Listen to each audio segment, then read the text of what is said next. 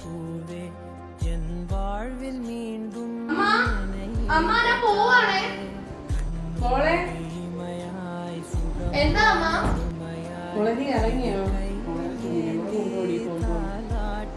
അമ്മ എന്തോ അമ്മ പറയുന്നത് ഇപ്പോഴുമായിട്ട് പുറത്തിറങ്ങുമ്പോൾ ഫ്രണ്ട്സ് ഒക്കെ ചോദിക്കത്തില്ല. എനിക്ക് നാണക്കേട്, എനിക്ക് പറ്റത്തില്ല.